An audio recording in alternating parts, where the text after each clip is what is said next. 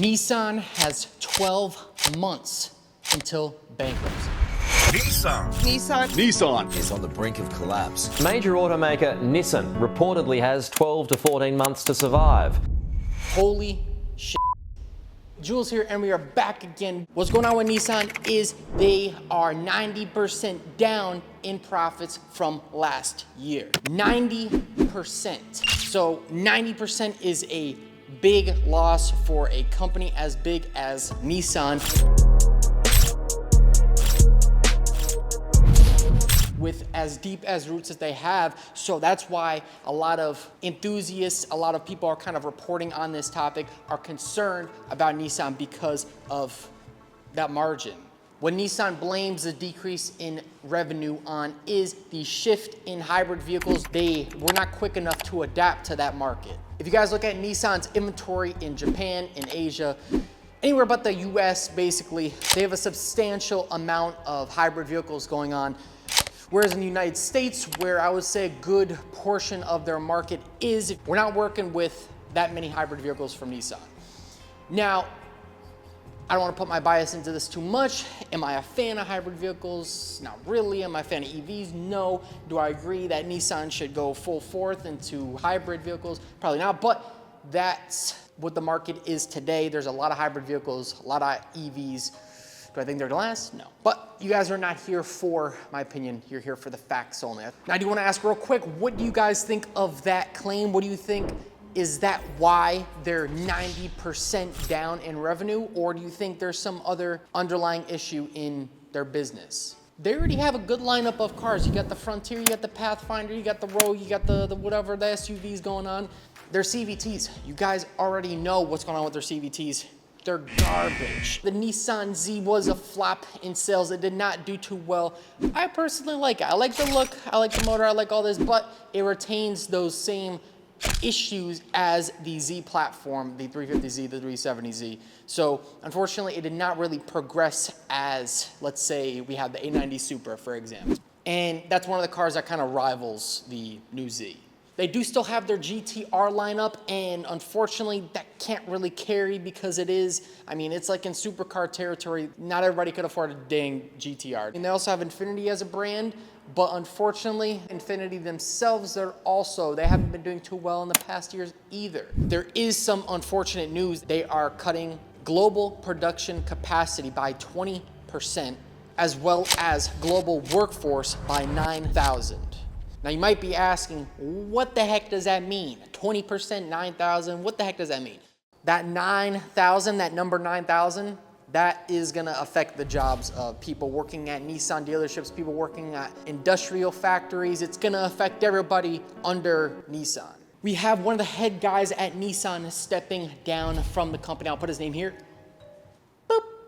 Reduced production capacity, meaning dealerships are not gonna have that cool Frontier you're gonna want, that cool Nismo Z, 400Z, whatever you guys wanna call it. They're not gonna have that. Little hint, now is probably the time to pick up a new 400Z, a new Z if you want. If it's the right spec, pick it up and hold on to it. Now is the time to kind of get in while you can. So Nissan, of course, put out statements themselves, which I could commend them for that. operating profit fell by 90% year over year. Unlike Toyota, Subaru, about some other issue. Check out the video on that. Boop, right there. Sort of providing closure to the general public that are, fans of Nissan.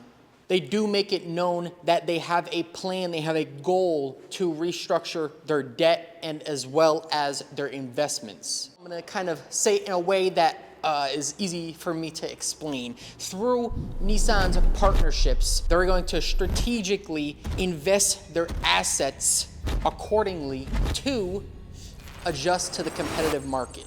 Pause. Who is Nissan's partners? We have Renault with 15% into Nissan. We have Mitsubishi, another percentage into Nissan. And then we have, of course, Honda into Nissan.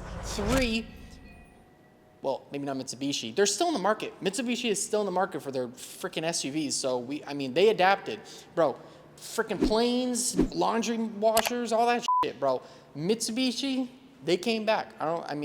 Not with the Evo 10, Evo 11, but they're still in it. So do you guys think those investors will give a helping hand to Nissan? So we know Nissan is planning to implement these kind of structures to regenerate cash, to number one, pay off their debt, and number two, kind of build the brand back up from that 90% loss, which is terrible for a business. So the reason why I kind of mentioned to get in now to the dealerships, the Nissan parts and whatnot, is because Nissan themselves has mentioned that they want to cut the cost of goods sold, meaning parts that Nissan sells, they're selling them for cheaper. So now would be the time to get in for Nissan parts. Basically, we got a whole bunch of business words going on that Nissan is saying. The gist of it is they need to restructure their assets. They need to restructure their business as a whole and really kind of adapt to the market. I would say bring some banger hybrids because that's the meta we're in right now. But now they gotta adapt. Unfortunately, that's a time we're living in of hybrids and EVs, the freaking shit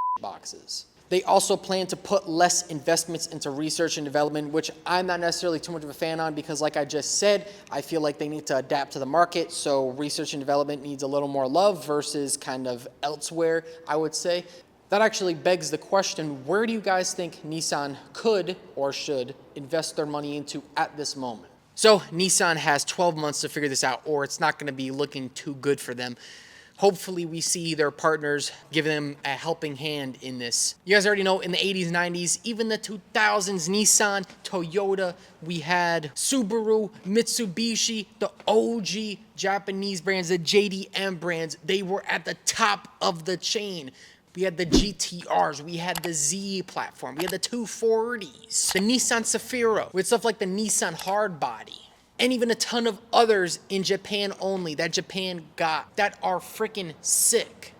So the point I'm getting at here is that Nissan was once at the top of their game as well as the other Japanese car brands. So do I have doubts in Nissan that they could build this back up? I have a little bit of doubt. If you guys enjoyed today's video, be sure to like down below. It really goes a long way. And while you're down there, you could consider subscribing. That shows me you guys like what I'm doing there and I could do more. But other than that, of course, I want to give a shout out to HiRev Sports because Street Jewels, our apparel brand, is doing a giveaway, a run with HiRev Sports to give away their brand spanking new RGB taillights for the BRZ and 86. So if you want to cop a shirt, cool shirt, it looks dope. I really recommend you cop one. It's a cool shirt. I like that. They came out nice. Cop a shirt and we'll give you an entry to winning the taillights. Of course, all the details will be in the description down below. And while you're also in the description, you could also check out Hachi Electronics, Supreme BRZ Man, 86 Master Electronics. He supplies us with our BRZ goodies, electronics. So, of course, go check him out, man. Of course, you could find me, Jules, Julian Telesco, everywhere, anywhere, and all the where in the description down below. Instagram, TikTok, all that cool stuff. I like posting cool reels. I like posting behind the scenes. And, of course, I like posting events, shows, all that cool stuff that I go to. So, go check me out, man. Description down below. I'm gonna get the heck up out of here, and I'll see you guys in the next video. Peace. Peace.